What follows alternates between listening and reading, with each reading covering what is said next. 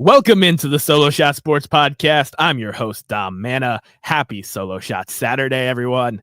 Coming to you, as always, live from the ETV Community Media Center, where this Wednesday, December 11th at 7 p.m. Eastern Standard Time, I will be hosting a live event here, our second annual holiday telethon, benefiting the Branford Compassion Club Cat Rescue Center. We have a goal of $1,000 to be raised. There will be musical performances from Sean O'Reilly and Ponybird to amazing local artists, as well as a sit down with the Compassion Club's Kelsey Matthews.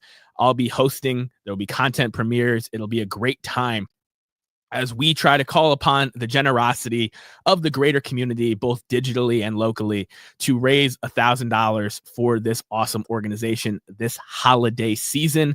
It's an event that is near and dear to my heart. I produced last year's show supporting the East Haven Food Pantry, and now I'm producing and hosting this year's show. So I'm going to leave in the description below the link to donate, easthaven.tv/compassion. That's easthaven.tv/compassion. Please consider donating. But even if you cannot donate, I know money can be tight this time of year. Share out the link with your fellow cat lovers out there, and tune in to the live stream on the East Haven Public Television Facebook page, facebook.com/therealetv. It'll be live 7 p.m. Eastern on Wednesday, December 11th. Like that post, share it out, do the thing, help us get to as many eyeballs as possible, as many donors as possible, so we can slowly but surely raise those funds throughout this week. Donations are open, as well as the night of the show, to get them past that $1,000 line. It'll be really, really fun night, and I'm honored to be a part of it yet again this year. This is the week, though, people, not just for that amazing show, but a lot of stuff's going to happen here in baseball, and it starts with Juan Soto. So Juan Soto, the sweepstakes, there are offers sent out. He has at least 6 offers now, and I'm assuming nobody signed an offer with less than $600 million on it. And the winter meetings are happening. He's going to sign either Tuesday or Wednesday. I'd be shocked if it was Monday, but, he could sign Sunday night or Monday. And he's deciding between a handful of teams. At this point, the Phillies and the Blue Jays just seem like bidding money. And then there is a handful of teams there in the Dodgers where he can, go be part of a true super team. The Yankees, who he just helped win a World Series and can be that modern day Garrett Ruth with Aaron Judge. The Boston Red Sox, a team near and dear to my heart that has a ton of great talent coming up the pipeline, as well as a Dominican star already in Rafael Devers in the starting lineup. And then the New York Metropolitans, my prediction for him, I always thought it was going to come down to money. It's sounding more and more like these other 5 big market teams are willing to be close in money. So while the Mets might have the biggest financial offer, it is very, very possible that they only have the biggest offer by $10, $20 million, which I know for all of us is life-changing money. But in the grand scheme of things, when Juan Soto is going to be signing away 8, 10, 15 years of his life to an organization, I say that because there's probably going to be an opt-out in there somewhere. He needs to think about the entire picture, and maybe a better pipeline of prospects from the Red Sox is worth $20 million less, or is worth $20 million. So it's going to be really interesting to see what he decides. I know it's going to happen this week. I wish it would have happened before this show so I could talk about it. But I'll be coming at you next weekend talking about where Juan Soto signed and the domino effect of free agent players that is very likely to follow him through the winter meetings, a lot of which that are pitchers. The pitchers market is already heating up. We talked about Blake Snell's deferred money deal with the Dodgers last week, but there's been some other quality arms that have signed. The Mets did sign Frankie Montas to a very similar deal that he signed last year with the Cincinnati Reds, where it's basically a 1-year deal with a option for a second year at pretty good money for a guy who, didn't look very good for the Reds, but when he was traded to Milwaukee, immediately raised his K per 9 and looked like a solid pitcher. This is a Mets signing.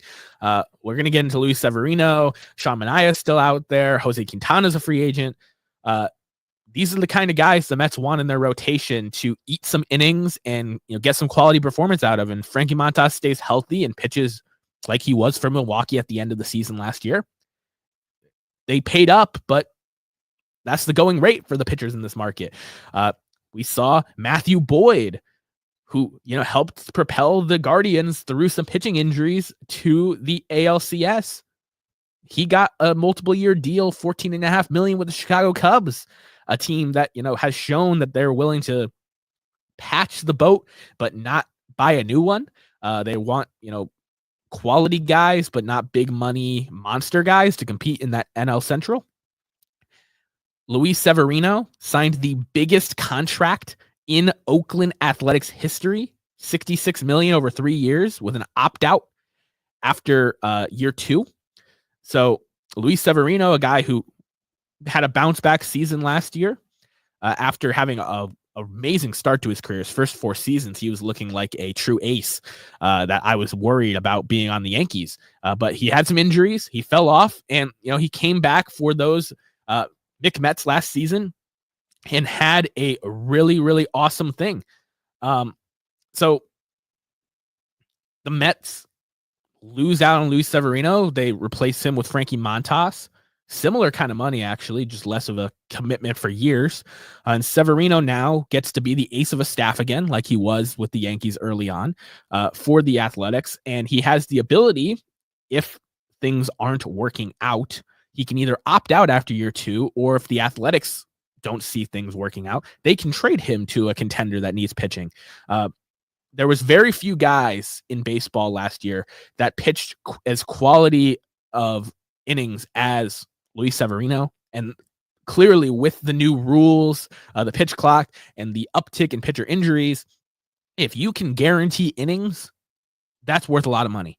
And I know the pitching game has changed. We're not going to see 300 game winners anymore. We're not going to see these guys have these, big time inning totals. But if you can go out there every 5th day and save your bullpen a little bit, there's value to that. And people are seeing that.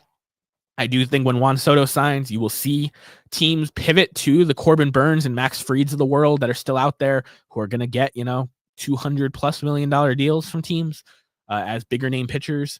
So the pitcher market is heating up. And the reason why pitchers market has an apostrophe S is because I think after Juan Soto, it is truly a pitcher's market. They own the market. If you have a quality pitcher aside, it means a lot. It means a lot for your team to have guys that you can count on. And a lot of those guys are going to go down throughout the season. So you need to get to the postseason with at least 2 guys that you can count on. We've seen it the last couple of years with the Dodgers. Jack Flaherty, Walker Buehler stepped up, Yoshinobu Yamamoto. You need 2 or 3 guys healthy for the postseason run. The year before, the Rangers had Nathan Eovaldi and Jordan Montgomery, and the list goes on and on. That's the new age of baseball. Is you need quality innings, and you need at least 2 guys to make a run in the postseason. So I'm excited to see what the pitcher market has in store, because there's been some big money deals already, and I expect there to be some even bigger money deals down the line. Even teams like the Athletics are realizing how important it is to have a guy like that in the pitching room, in the rotation, to give yourselves a floor and a chance to win games. There's a lot of trade rumors swirling as well. The winter meetings used to be a trade hub. There used to be so many big trades that would happen during the winter meetings. And there's a lot of rumors out there. The Cardinals were apparently going to be fire sailing, but now it's looking like the only piece that might get moved is Nolan Arenado. They said their plan is to keep closer Ryan Helsley, who led baseball in saves last season. And, what's the give and take with Ryan Helsley is if you trade him now, you get a little bit more value, because the team that gets him not only gets a full season of Ryan Helsley, but can put the qualifying offer on him to get the draft pick compensation back. But if you trade him at the trade deadline, you'll still get a lot. and there won't be a qualifying offer attached, which is actually better for his free agency as a relief pitcher, at least. But Nolan Arenado is the one guy that everyone's pointing to as a trade candidate. The Red Sox have been mentioned in there as well, with a rumor that Rafael Devers would get moved to first base or DH to make room for Arenado, a team that needs some right-handed hitting, and some infield defense would be nice. As a fan of them, they've had some pretty piss-poor infield defense the last couple years. So adding a 10-time Gold Glove winner at the hot corner, one of my favorite players in the game, I would be very, very excited for him, and it would be a great consolation prize if they miss out on Juan Soto. And if they get Juan Soto, adding a Nolan Arenado is a fantastic Robin move in a big offseason. The Wilson Contreras and Sonny Grays of the world have said they want to stay in St. Louis. I think Sonny Gray would be able to, especially with what pitchers are getting paid right now, Sonny Gray would be able to get the Cardinals quite a bit of money, being owed about $30 million a year the next 2 years, compared to some of these other guys who are more mid-rotation guys that are getting in the high teens, low 20s. And Sonny Gray, to me, is a guy who can be an ace of a staff, but is truly a elite number 2 starter. So it'll be interesting to see what the Cardinals do, but Wilson Contreras is going to play first base. Sonny Gray wants to stay. They plan on keeping Ryan Helsley, but Nolan Arenado probably wants out. Across the other trade rumors, there are a lot of other guys. Brewers stud closer Devin Williams is going to get traded. It's just a matter of, do they trade him at the deadline or do they trade him before the season starts? Same kind of conversation as Helsley. The qualifying offer can or cannot be attached compared to the actual compensation that is raised from the Brewers trading off such a valuable piece like that.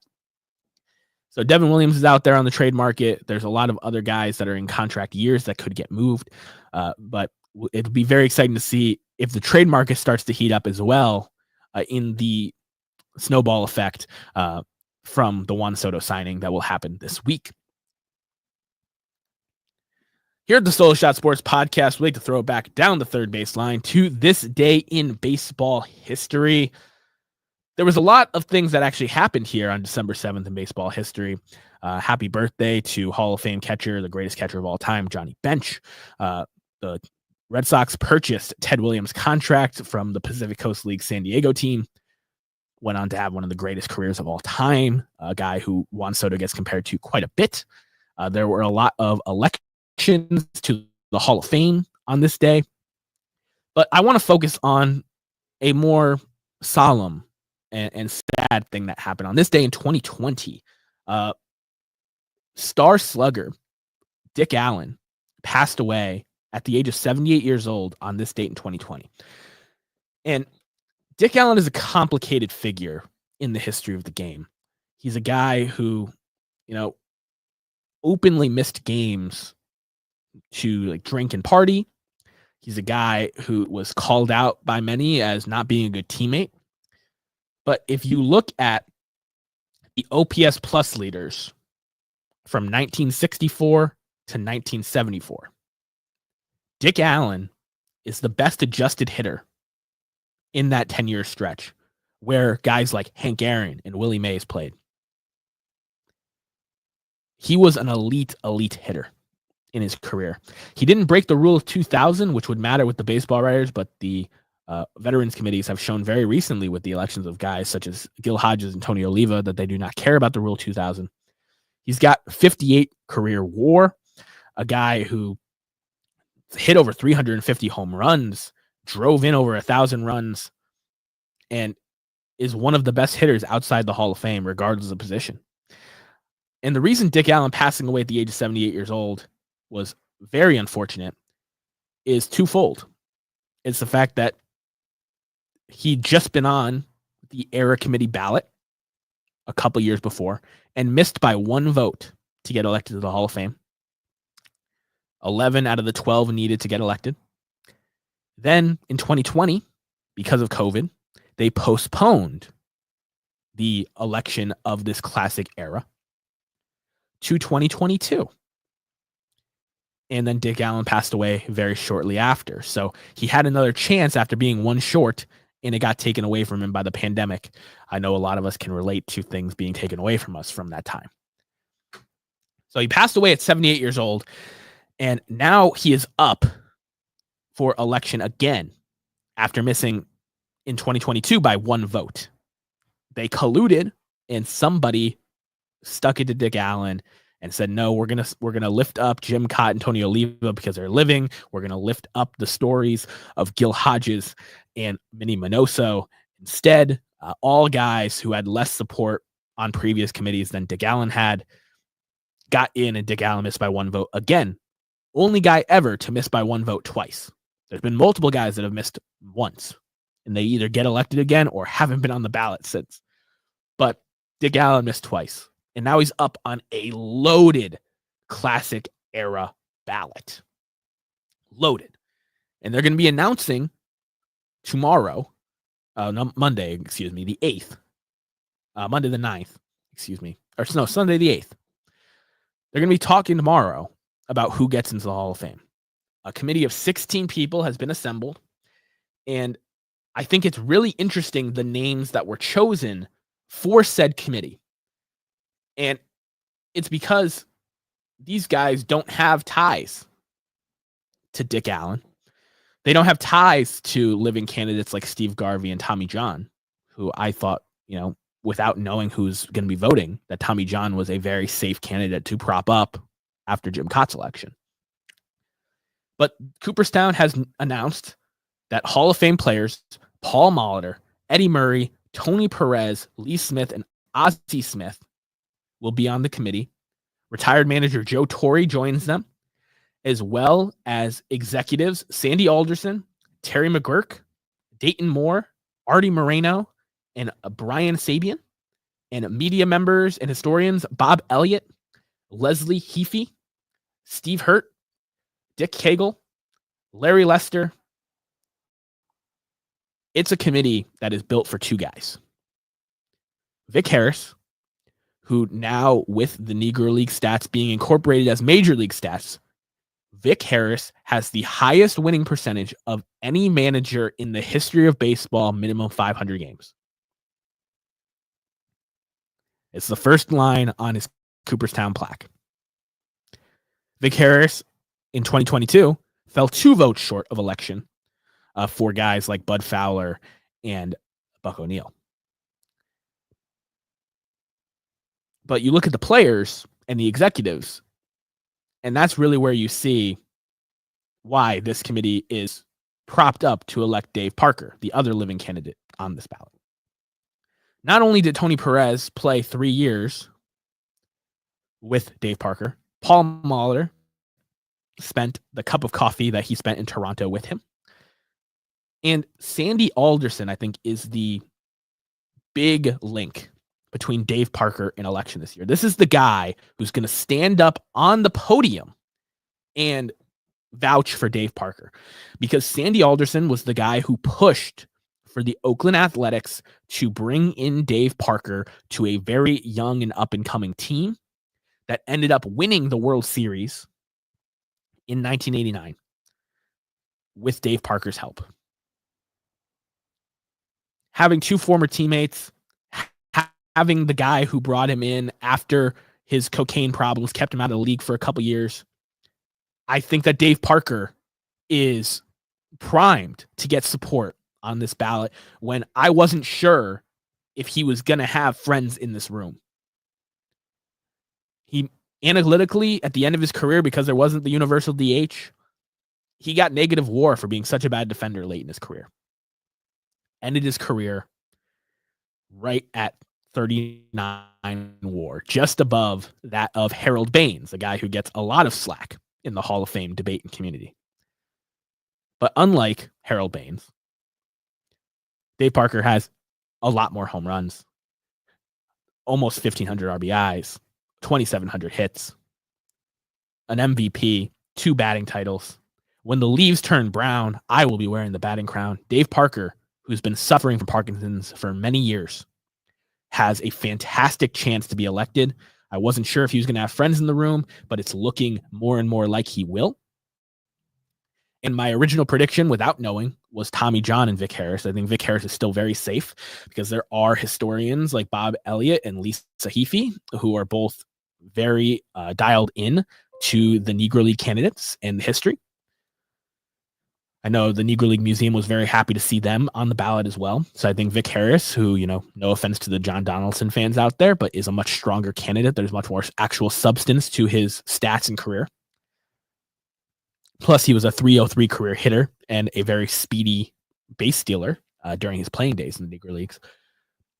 Vic Harris is safe, but instead of the safe play of Tommy John, which I still think is a possibility, him being a living candidate and having 288 career wins and the Tommy John being the most recognizable name on the entire ballot, I think Dave Parker has a really good chance here.